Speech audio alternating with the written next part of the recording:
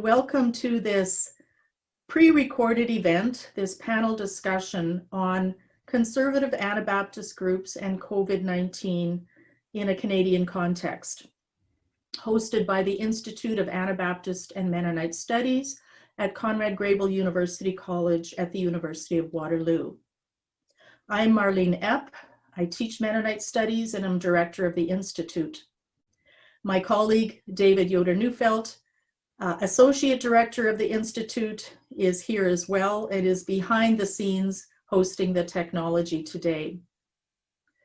The COVID-19 pandemic has been difficult for everyone, of course. But the difficulties are not all the same for everyone around the world.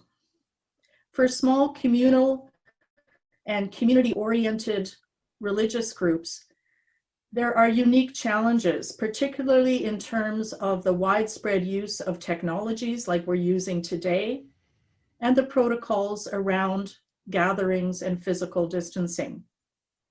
In Canada, there are perhaps as many 50 different groups, different religious identities with Anabaptist origins, from small independent congregations to large conference bodies. Most of these are Mennonite, but there are also Amish, Hutterite, and Wollmann communities with Anabaptist origins. Many of these are referred to as traditionalist or conservative groups because they set certain boundaries between themselves and modern society, particularly with regard to technology of various kinds. Today, I'm really delighted to be in conversation with 4 individuals who have close connections to several of these subgroups, these conservative groups. They are from these groups, or they work with them, or they study them. And I'll introduce them at this time, and maybe they can wave their hand so viewers can know who I'm talking about.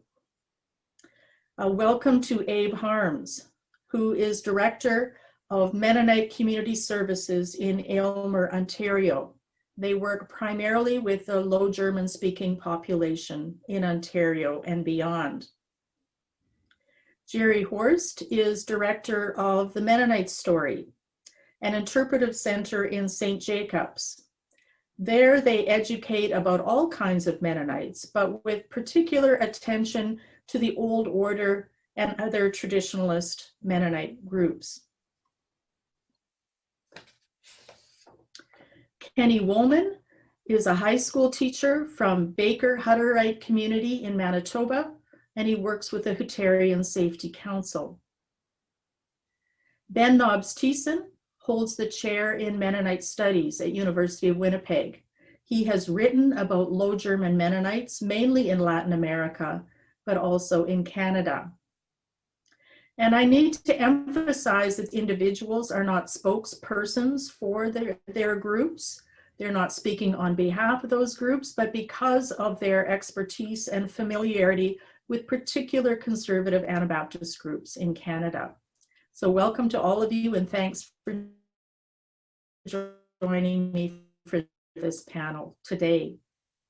I'm going to start by asking you to say a little bit about the specific group that you are familiar with and what particular beliefs and practices they have that are uniquely affected by the pandemic and its protocols and regulations. And maybe I can just start with you, Abe. Sure, I'd be happy to. Although we don't have one Low German group or one Mennonite group here, I say we have about 17.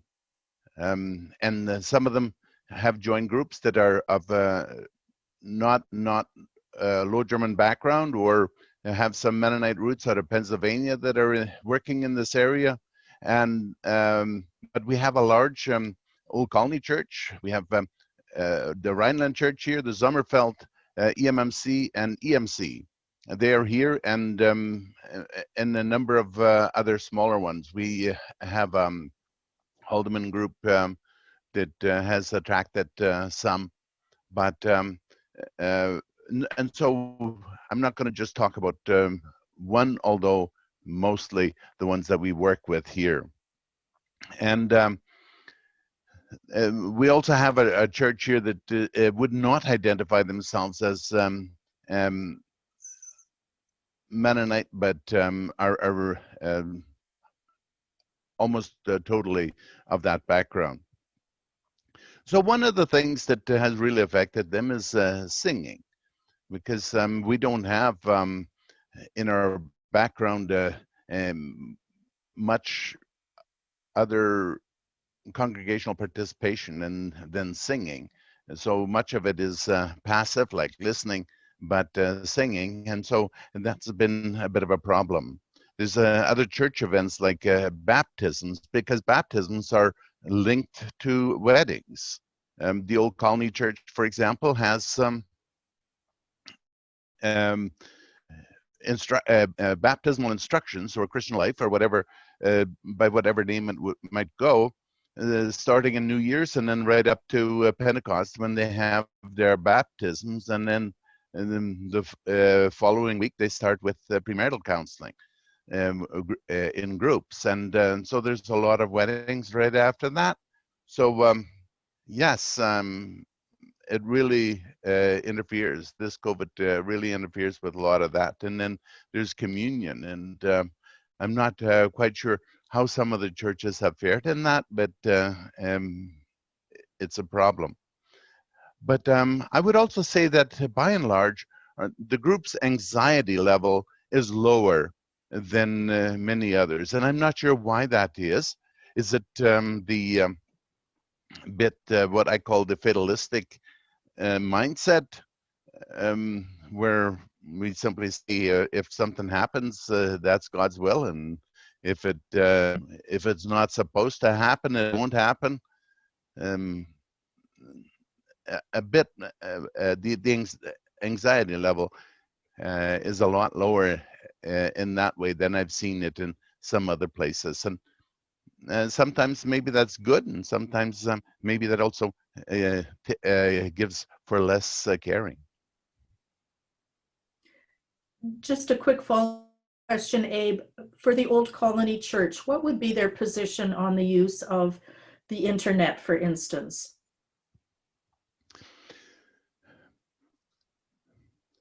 I think they would like to make sure that people use caution, but by and large, most people have it.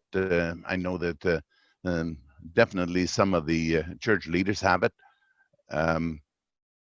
in their home. They use it a lot for email, less so for some other activities like YouTube or internet. But certainly happens. Thank you. Maybe we could go to you next, Gerry, on my question about, and I know you're not speaking about any particular group, but perhaps the Old Order and other similar conservative groups in Ontario. What about their beliefs and practices would make the pandemic particularly challenging? I will, we certainly in this part of southwestern Ontario have, we don't have the most Mennonites, but we do have the most kinds. The Old Order is the largest, I would say, visible group. So when tourists come to this area and they see horse and buggies, that's one of the reasons the Mennonite story was started. So that the classic, forgive for any of the on the call here, the early American tourist who would drive right into the farm, in some cases walk right into the meeting house on a hot Sunday morning, climb onto buggies, ask for rides. That type of tourist pressure in the 70s is the reason that the Mennonite story was started. The Old Order Conference of Ontario is the largest individual conference of horse and buggy or plain people communities. There's an independent Old Order conference as well, a little bit smaller, often referred to as Martin Mennonites. And then there are several Amish groups as well. The way the Amish set up their structure, each parish or individual congregation would be somewhat separate. So the Old Orders then become the ones of those communities easiest to deal with because they have a large structure across the province, a network of bishops, deacons. They also have a network of committees that look at some of these issues. They, as far as their nature and how they would be affected by COVID, a lot of what Abe said about Anabaptist communities there is true of them as well. They want to live in the world but not be of the world, so they stay close within their brotherhood or their fellowship. That's very important to them. So from an epidemiological standpoint, that's a bit of a nightmare with so much mixing together. Their church services, normally any given church congregation will host a service only half the time, every second Sunday, and then on the other Sunday, those members would go to some other church to worship with those people. So you get the intermingling from church to church. The Sundays, when teaching people about Mennonites, I like to say Mennonites get a whole weekend worth of activities in on a Sunday. So there's similar things to what secular community would do from after 5 on Friday until Monday morning. Mennonites all squeeze in Sunday after church. So it starts with the church with that mixing, then there would be lunch where you would go to someone else's home. Multiple guests would go to different homes. There would be afternoon activities, anywhere from staying with the families that you had lunch with to large gatherings for a baseball tournament or any other activities for youth. Then there's that late afternoon, there's either supper somewhere else or somebody has to be the one to go home and do chores, because most of these people are in agriculture, virtually all are in agriculture industry, and most have livestock. But then there's always evening activities as well. So adults might get together for hymn sing and popcorn. Youth might have some other evening activity. And then there might be courting well into the evening. It is not unheard of to hear the clip clop of hooves going down a road quite early on a Monday morning in the area here. So that mixing and socializing, fellowshipping on purpose brings people together. And in southwestern Ontario, Mennonites that came from Lancaster, Pennsylvania to settle in Waterloo region are now all over the province of Ontario, some moving out of the province of Ontario in search of productive farmland at reasonable prices. So between those communities, there would be buses on Sundays that would be brought from Waterloo to Northern Ontario, to Mount Forest area, to Lindsay, Peterborough area, and vice versa. So thinking from an epidemiological standpoint, the chance of spread is incredible. The one thing that the old orders don't have in great numbers that the secular community would have would be long-term care facilities. Unless you're special needs with some sort of disability that requires a high level of medical care, Mennonite homes would have 3 generations in them. So the elderly, the infirm, the high risk for COVID would be essentially 1 or 2 in each home, or in a garden suite trailer, or in a doty house off the side of the home, and intermingling quite often with the rest of the family who is working and getting out. So again, from the disease standpoint, you don't get that. The Premier of Ontario always spoke of an iron wall around the long-term care facilities. You'd need the iron wall between the door between the house and the doty house in every Mennonite home. So those are significant relative to COVID, with respect to COVID, significant differences of the older Mennonite community.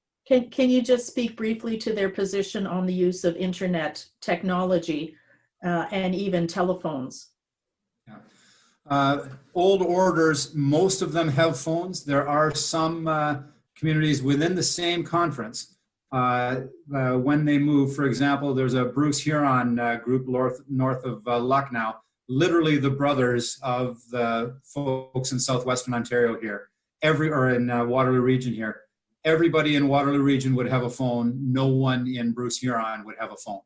Sort of a local thing there. When groups do go to settle somewhere, 6, 10, 15 families heading off to an area, they tend to be of like mind. So if there's a number of them that are more conservative, then that entire community is going to at least start out more conservative. If some of them are more liberal, they would start out more liberal. So no internet. I don't believe radios, certainly not any TVs. Voracious readers, strong believers in the Canadian postal system. A little tough to get a hold of. It was my challenge in government to get a hold of them. The Bruce Huron group, for example, would phone me at my office all the time. And because they don't use phones regularly, they leave terrible messages. And they never tell you how you can get back to them. So they line up at the co-op store or the grocery store and use the phone. But I generally leave word or the answer with other people that know them, and it kind of gets back to them that way. Or write a good old-fashioned letter, which the government isn't much into doing. They've been a challenge in my previous career. I've recently retired from working with the province, where I spend a lot of time telling government how to reach or how these groups are hard to reach, and convincing the government that setting everything on a website and having a call center does not reach everybody in the province. And demographically, as a percentage of farmers in the province of Ontario, because so many of them farm, because they have such a high retention rate, generation over generation in their communities, and that's totally different with rural Ontario. They're a higher percentage of the number of farmers in the province, and when the government loads everything on the internet, they are not getting it, and they're not getting computers anytime soon. Right. Thank you. Thanks, Gerry. Kenny, can you tell us about the Hutterites and what about their beliefs and practices would be uniquely challenged by the pandemic? Yes. Hutterites are, of course, here in Canada, spread across predominantly the prairie provinces of Alberta, Saskatchewan, and Manitoba. And the main feature of our life is that we have intense community of goods, meaning that every aspect of our life is a shared life. It's intensely interdigitated. We eat 3 meals a day, we worship together daily, and we work together. So if you try to imagine how COVID has impacted our life, it might be better to ask the inverse. How has COVID not impacted our life?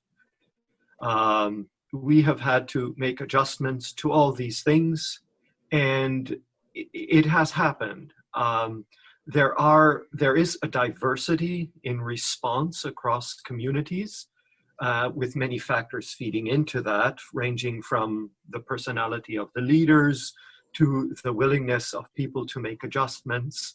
But it's really astonishing to see how some of our communities across the prairie provinces have responded in adjusting.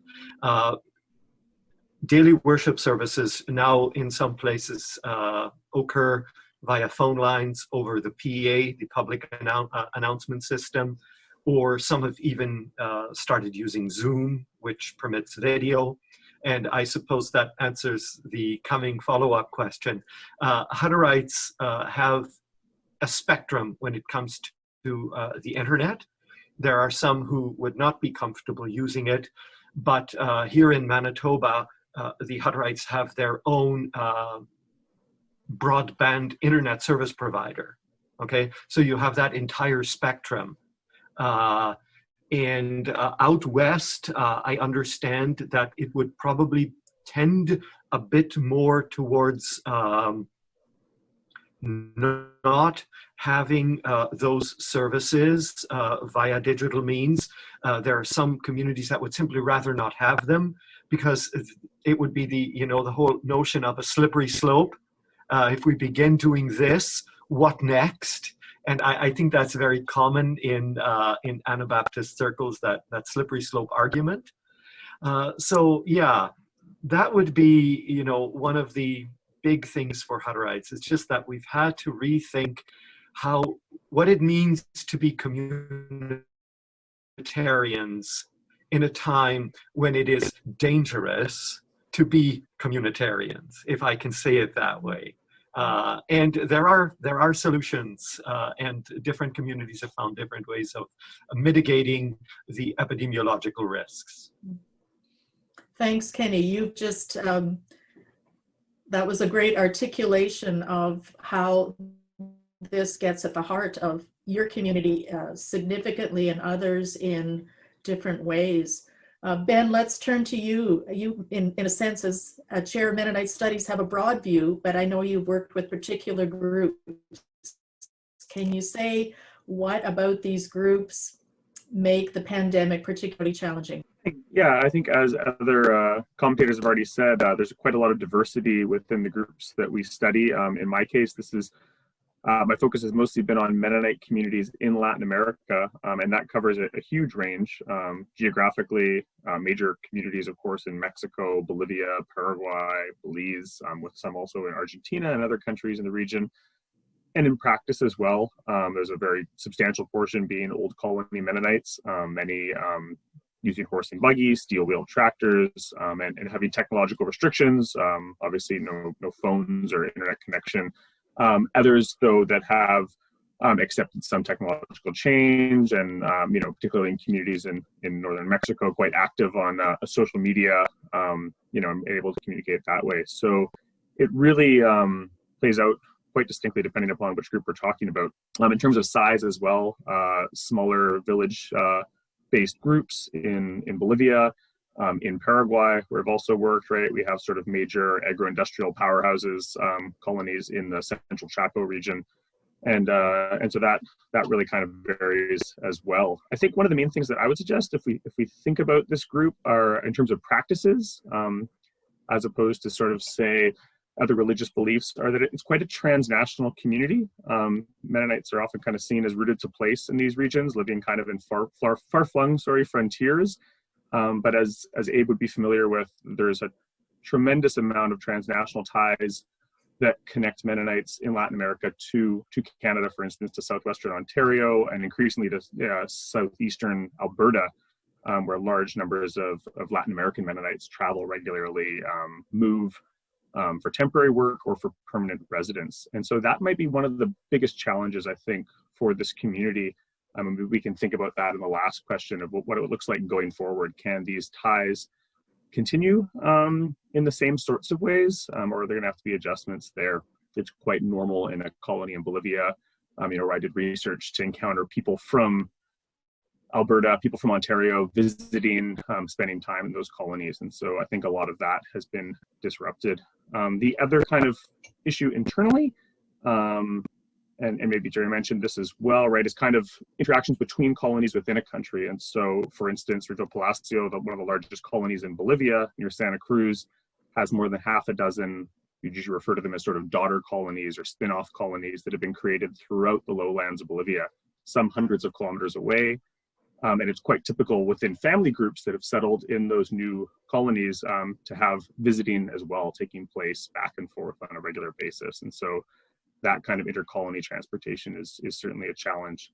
The final one is probably location and relationship to major urban centers and their interaction with other Latin Americans. So some of the large colonies in Bolivia, just 40 kilometers or so to the south of Santa Cruz, a city of 1.5 million people. And a tradition there among most colonies in Bolivia is on every Wednesday to gather in the city of Santa Cruz in a particular area, which is known kind of as a Mennonite market along the intersection of two streets.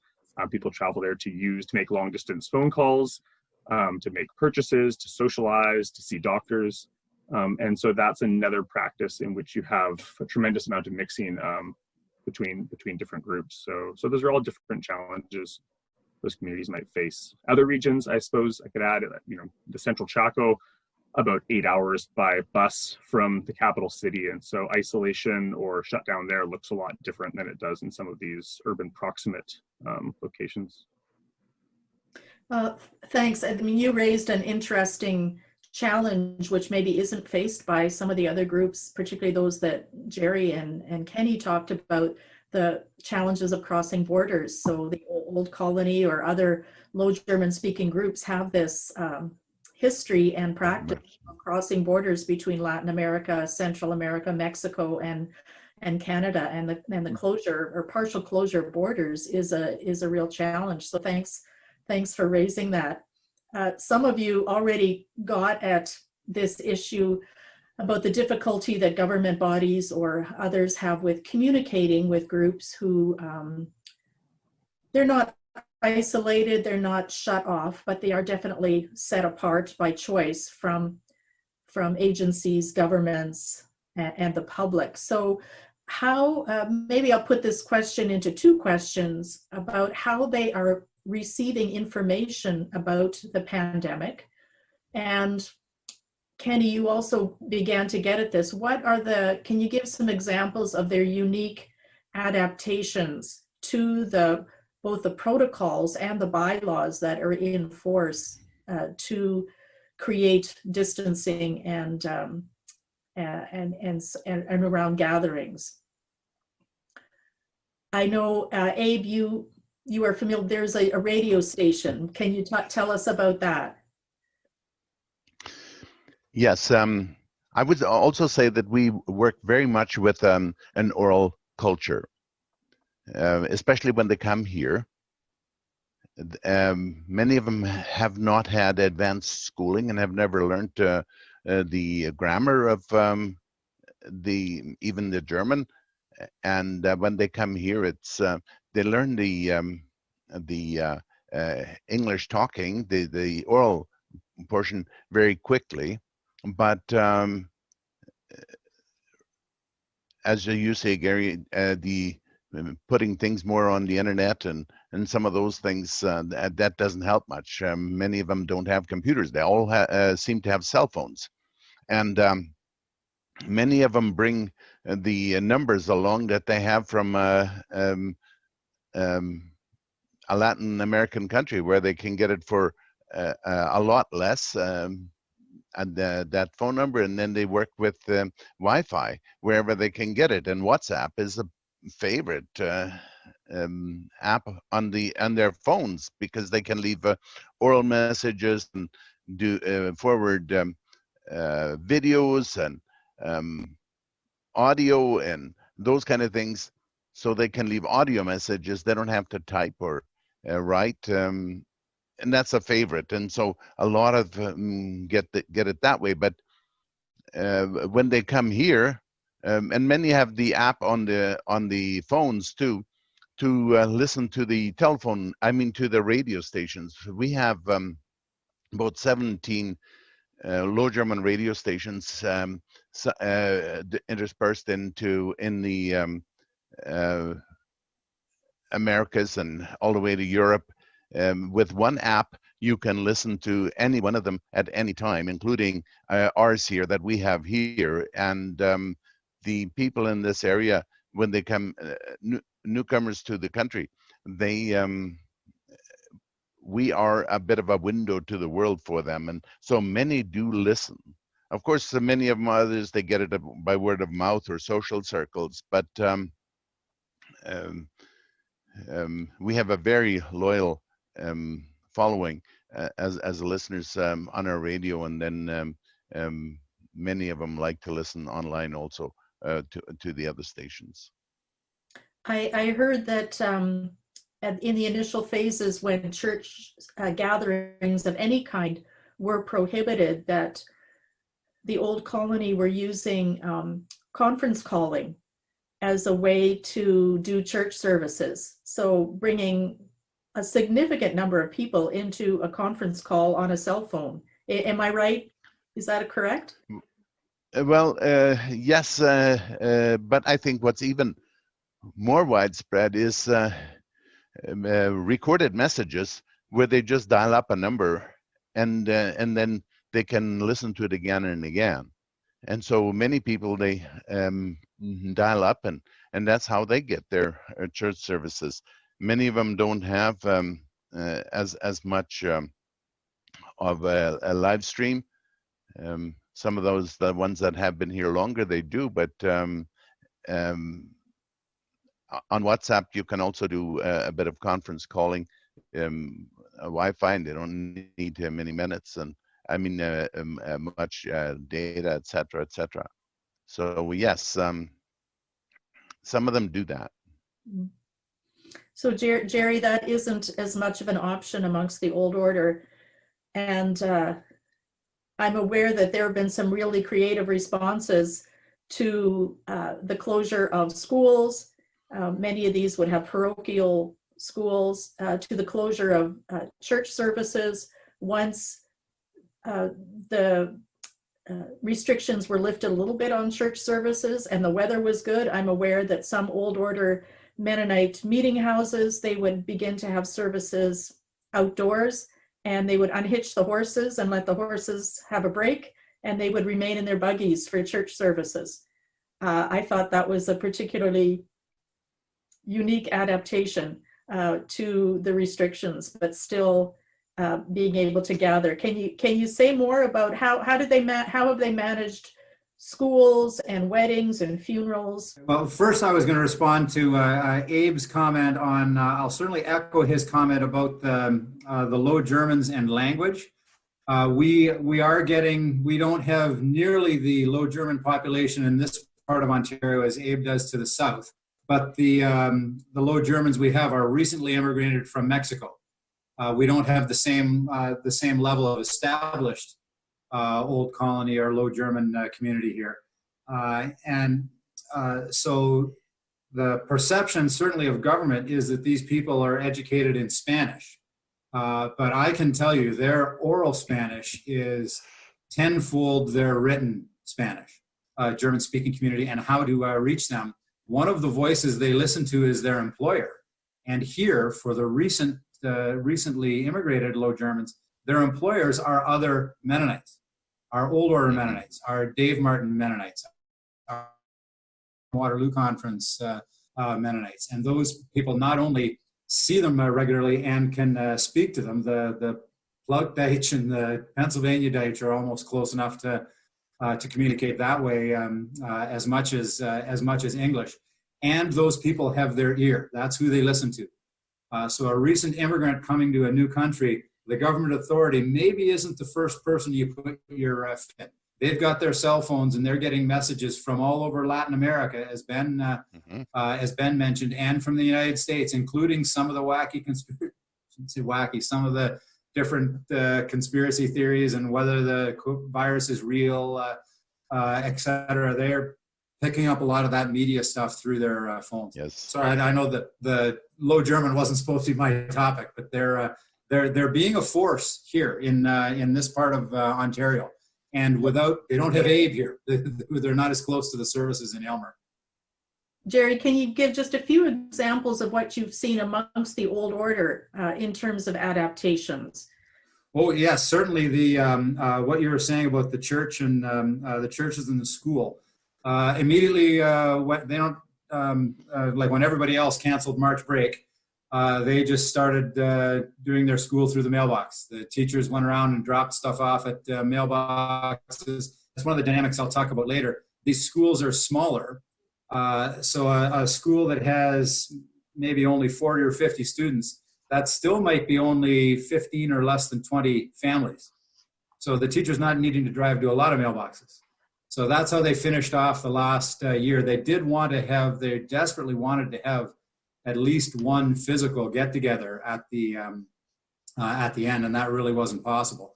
They are starting schools in the fall at their schools. Again, with the dynamics of small schools with even fewer families, they're not quite literally one-room schoolhouses, but they are somewhat grouped that way. And they can essentially sit in bubbles.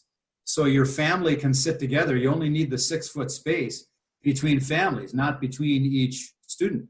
So they actually can easily physically distance within their existing school house. In some cases, they don't split into junior-senior room like they used to. So if the one child is in grade 2 and the other is in grade 8, they wouldn't be in the same classroom.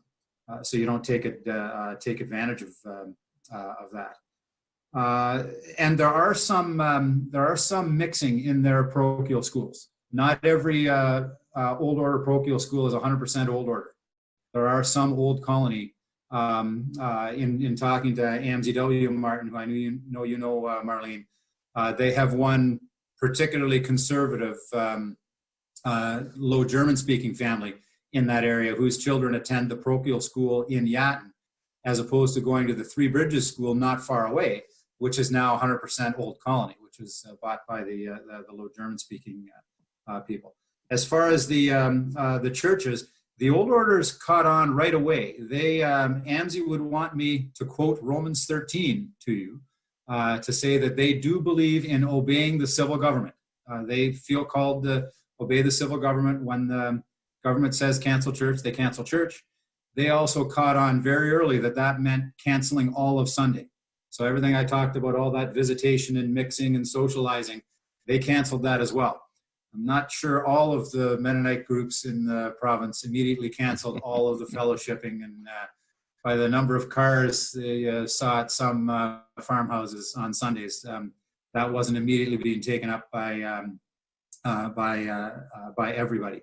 But they're back to this. They did have the drive-in services. It was some of the they'd heard of some secular churches or even other Mennonite churches having drive-in services where you stay in your car. That's where that buggy idea came. Of course, they weren't going to make the poor horse sit through the service, but they had some of that outside. Now they are inside. The province of Ontario allows them 30% capacity, so they do not sit in the kindred fashion anymore with men on one side and women on the other. They now sit in families. Again, similar to the schools where they have the bubble distances between, the physical distances between the different families. And in the province of Ontario, we've had all sorts of rules, some that are changing on the television in front of us right now. They're changing the limit numbers to some of the gatherings. There's a difference between a service and a ceremony, indoors and outdoors. Some of the mask requirements are by health unit area. County of Wellington, where many of the old order Mennonites are, was the first to have a health unit order about wearing masks in public.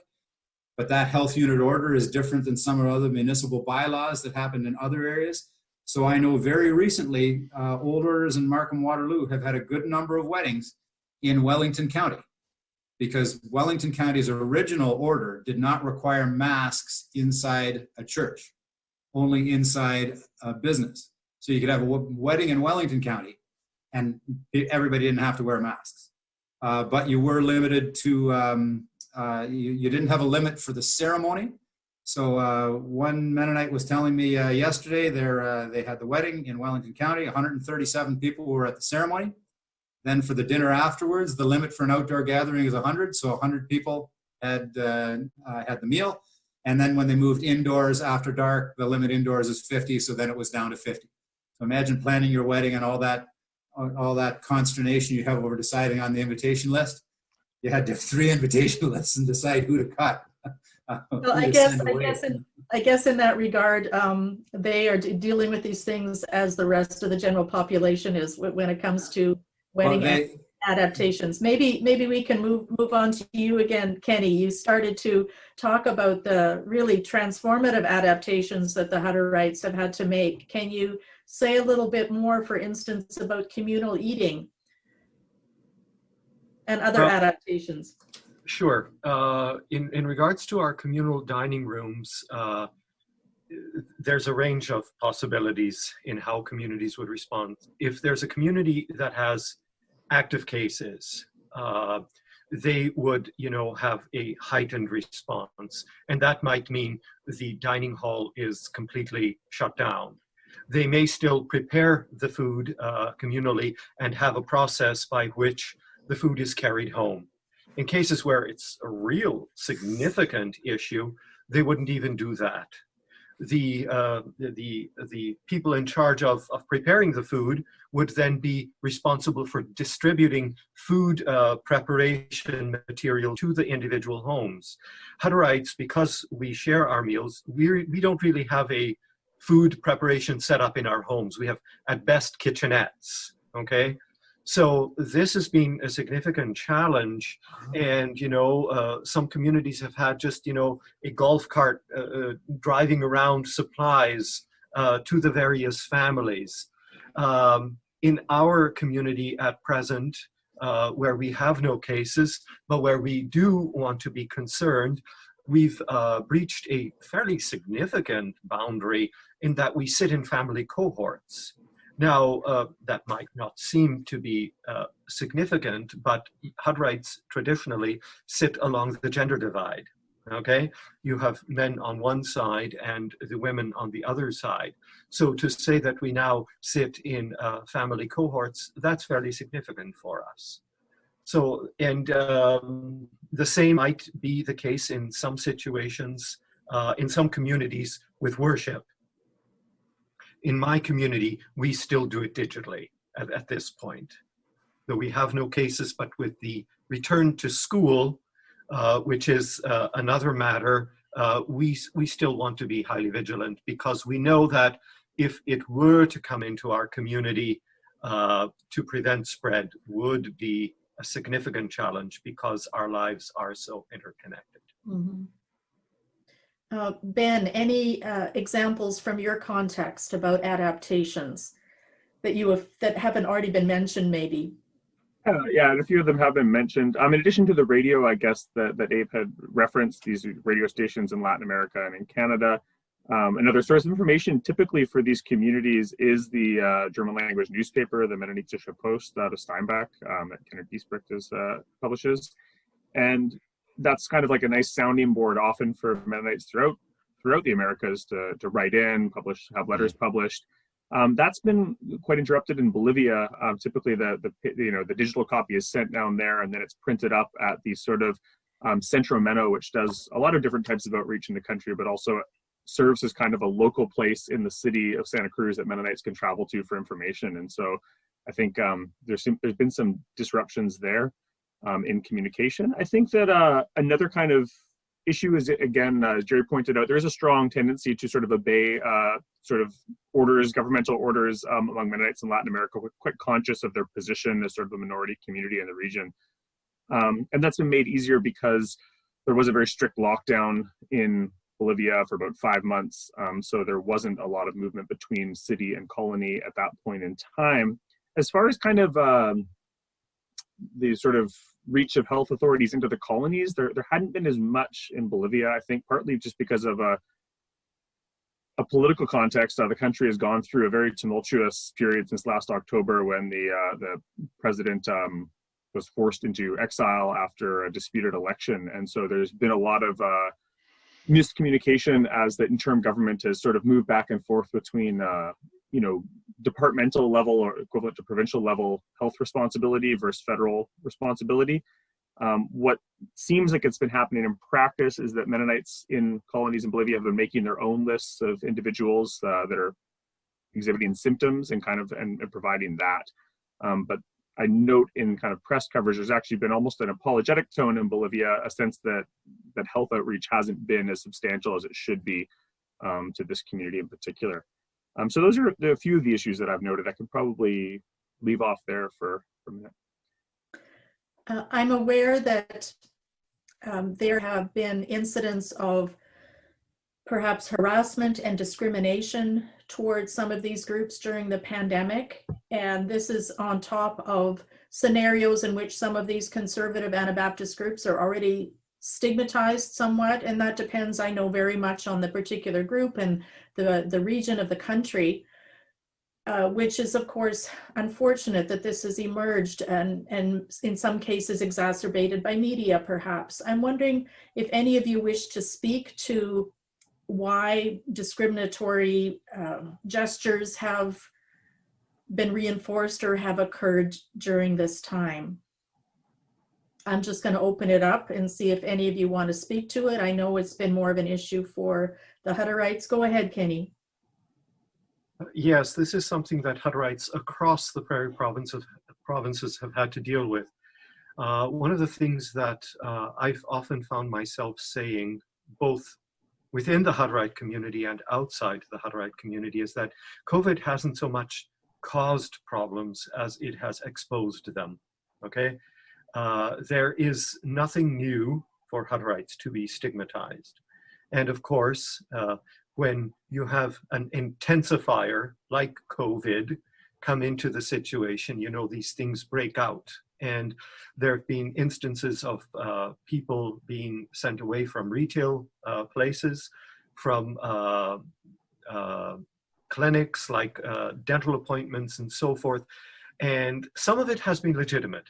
I think here, in this case, we absolutely need to be blunt.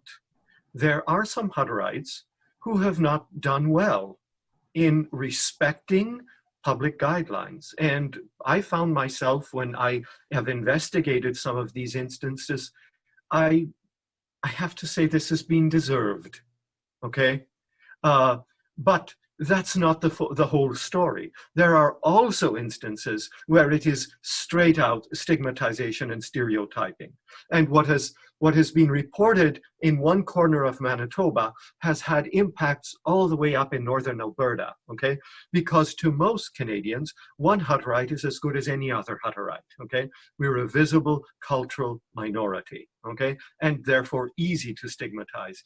Here in Manitoba, it's not just been Hutterites. It was first Asian people, then a cultural minority in Brandon, and then Hutterites. And of course, I asked the question, now that we've faded into obscurity in the media, who's going to be next? I don't doubt that it will be somebody else, or it might be one of these groups coming back into focus. And what I've always said, both to Hutterites and non-Hutterites, that this is our opportunity to respond with grace to each other. There are, and some of you have alluded to this, there are people who do not take COVID seriously. They've bought deeply into conspiracy theories and I think the less positive way of dealing with COVID from down south. Okay, I think I can get away with saying it that way. But we live in Canada, okay? And we have specific governments provincially who are doing things differently. And in each of the 3 provinces, Hutterites have had to make adjustments to dealing well with those. Hasn't always gone well, okay? But it's been an adventure, to say the least, to navigate this stigmatization, to find ways of mitigating it, to work with governments, to work with the media, and I have to say this, as somebody who's done a lot of this work, both the media and the governments have been very eager to learn, how can we do this well, so that we can work with these groups and prevent stigmatization. And it's a fine line to walk. It's difficult to find the happy medium there. So yeah, that's some of what we've been experiencing here in the Prairie provinces. Well, thank you, Kenny. From what I've seen, you've been a very articulate and important spokesperson in Western Canada for Hutterites and by extension, other groups. So thank you. Thank you for your role in that. I know, Abe, you've also spoken to the media, and some of the Low German groups that you work with have also been targeted. Can you speak to that? Sure. A couple of things to that. Partly what we talked about earlier is that we're a very transient group, and some of them are home in Mexico. They have their citizenship in Mexico and in the US and in Canada, and so they're kind of have families in all the countries. And so when we had a significant uptake in cases here in a couple of weeks ago, then and because Canadians can come home, there's no the border closes for them, and then they come home with vehicles that have license plates either from the US or Mexico.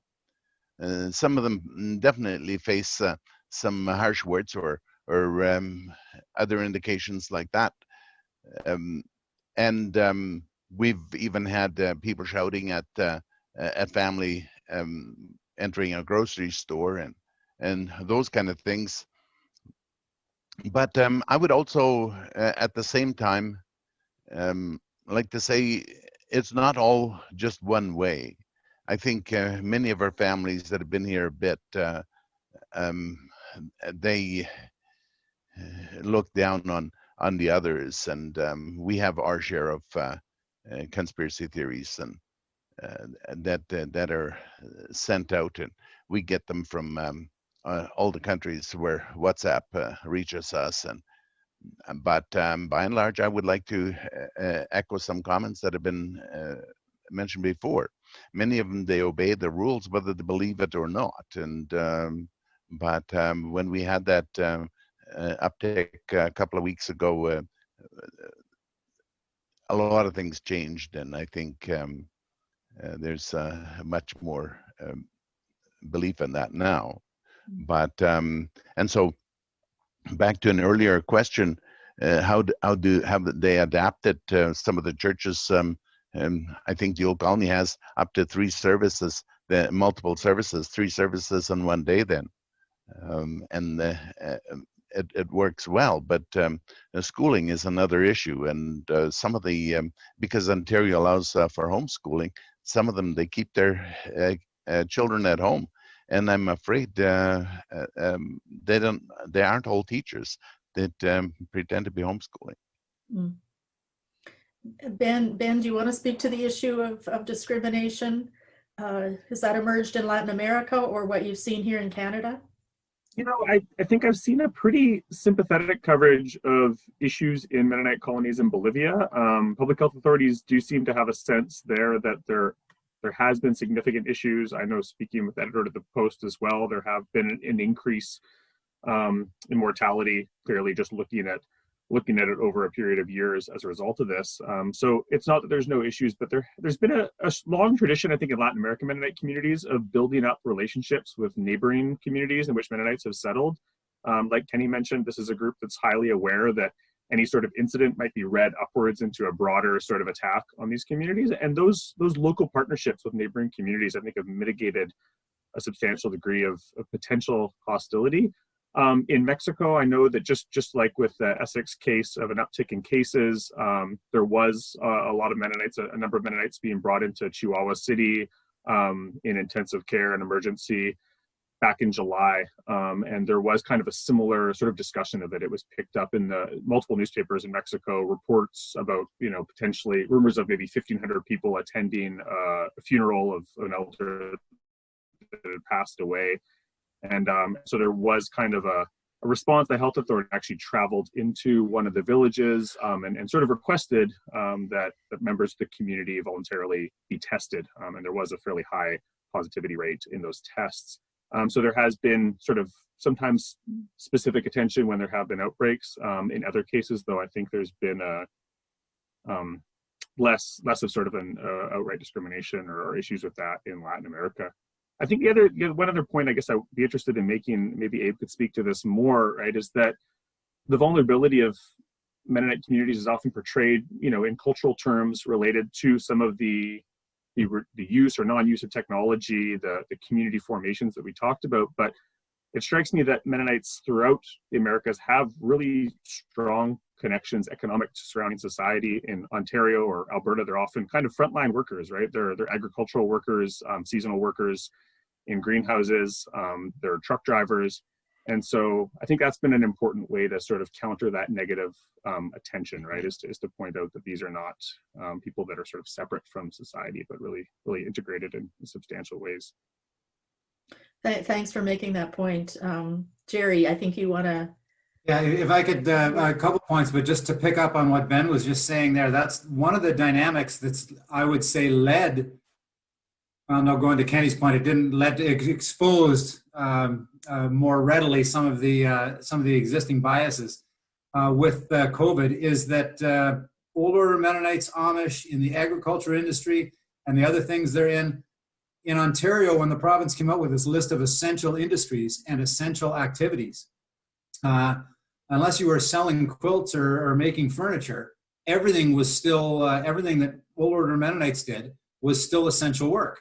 So when the province, quote, shut down, and there were very few cars on the road, all the buggies were still there. So the secular community thought that the olders, the Mennonites, don't know what's going on. Don't they know they're supposed to stay home? They shouldn't be out.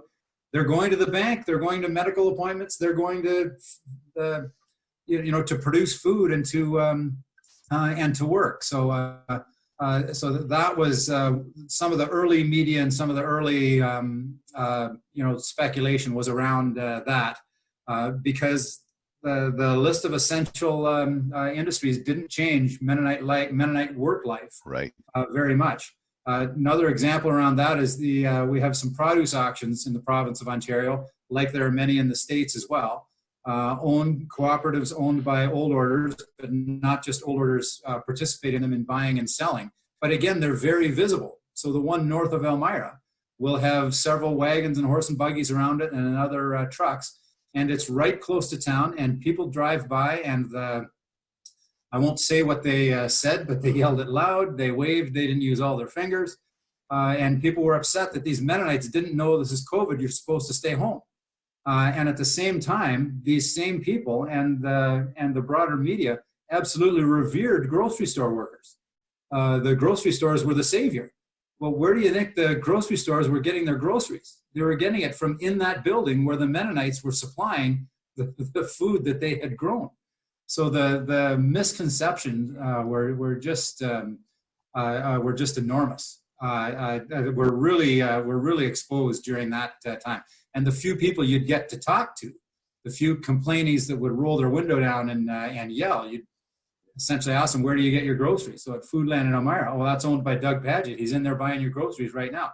Oh, then they would drive away. But we got the auction to put up signs along Arthur Street saying, food for your grocers, feed for your animals. So that people knew what was going on in that building and might understand that it's essential industry and may eventually figure out that these horse and buggy people actually do know what's going on and they're doing important work for it.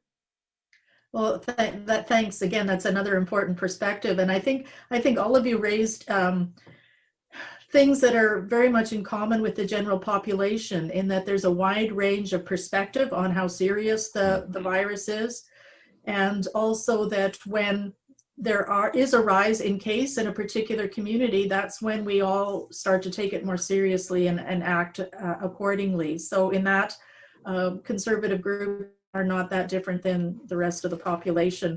Maybe we're running out of time here, but maybe if you'd like to speak briefly to the question about what the long-term effect is, not the health effect per se, but the cultural and religious effect on these communities, which have really been challenged, particularly by the widespread use of technology and the restrictions on social gatherings. Do you think there will be long-term changes or effects on these communities because of this?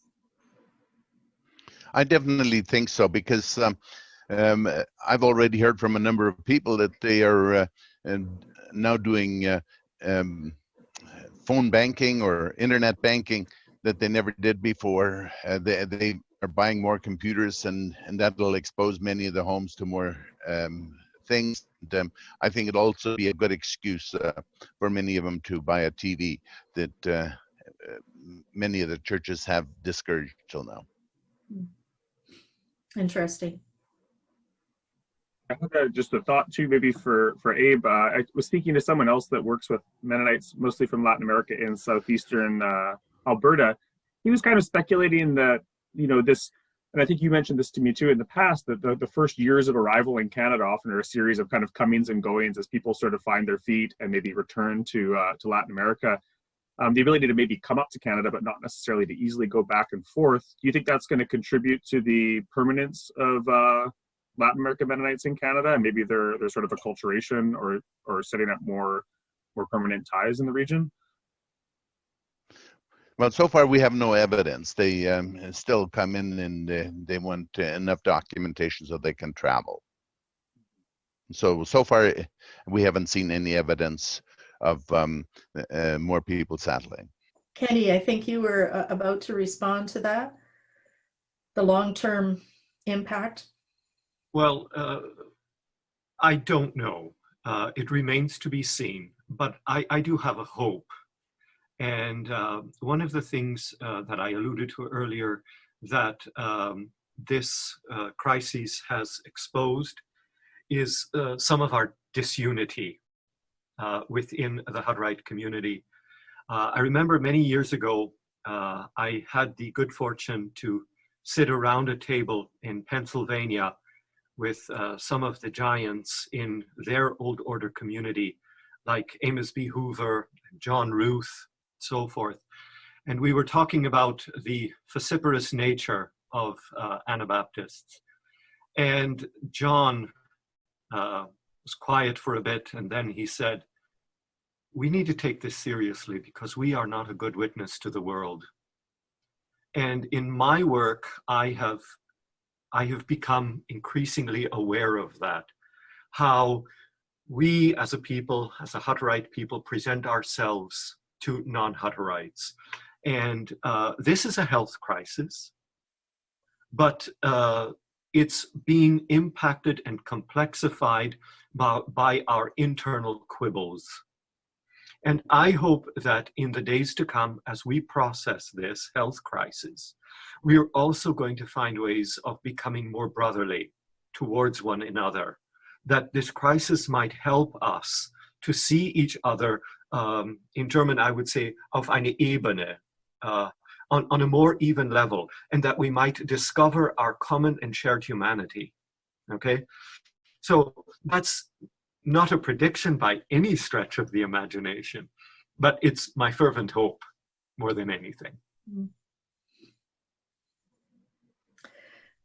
Gerry, what about the old order? Will this bring about greater use of technology, do you think? On that part, absolutely not. If anything, they confirm that they get information just fine. They know what's going on. Easy to say when you don't have cases either. So maybe that's a little naive. But no, the earlier point made about the more people getting TVs, getting more information, I would say that's opposite for the old order community. They want to be separate. But on Kenny's points there, the COVID crisis isn't the only thing that makes, it's certainly not the first thing and not the only thing that makes old orders aware of the secular world's perception of them, but it certainly heightens that. It's another, so that that awareness on their behalf is heightened a little more. Certainly the awareness of epidemiology is heightened again, particularly as it comes to human disease. Again, with the prevalence in the agriculture industry, particularly livestock agriculture, and having small mixed livestock farms where the rest of the industry is literally going to all the eggs in one basket. Your dairy and your nothing else, your pigs and your nothing else, whereas the Mennonite farms are mixed. They've learned a lot throughout the length of my career in working with them and with government about foreign animal disease epidemiology. This is the first time they've seen those same principles in humans. They know about biosecurity in the barn. They'd never really thought about it before in the house. So what actual changes that leads to, I'm not sure. But they're starting to think about that, and they never did before. So that was a significant difference for them. The other thing that I'd say that they're realizing, and it's something that I've only been realizing the significance of myself recently, is at the Mennonite story, our whole job is to teach non-Mennonites about Mennonites, because the secular world clearly doesn't understand Mennonites. There's some work to be done to teach some Mennonites about the secular world. So to Kenny's closing point there, I certainly agree. They want to live in the world, but not be of the world. The capital letters have always been on the not be of the world. A little more focus maybe now on they are a part living in the world. So the who is your neighbor, those relations, that might be some changes there. And again, I can't foresee what the changes would be, but that might be an indirect result of COVID as well. Well, thank you. I am going to bring this to a formal closure, but I invite you to stay online for a few minutes afterwards, if you would. Thank you so much for taking the time to talk with me today. I think we've barely skimmed the surface of a large topic of conversation. And of course, we have not talked about many other groups. We have not talked about Amish in the United States. We have not talked about many other conservative groups, but I suspect there'd be commonalities amongst these. I think what you have done today is really important in terms of educating those who view this about how conservative Anabaptist groups are responding to the pandemic. And I appreciate your work as educators and advocates in that regard. To those of you who are viewing this panel discussion, if you have particular questions that arise, you can direct them to me and I will direct them as appropriate and try to get back to you. You can reach me at Conrad Grebel University College, mgepp@uwaterloo.ca. And I would be happy to receive your questions.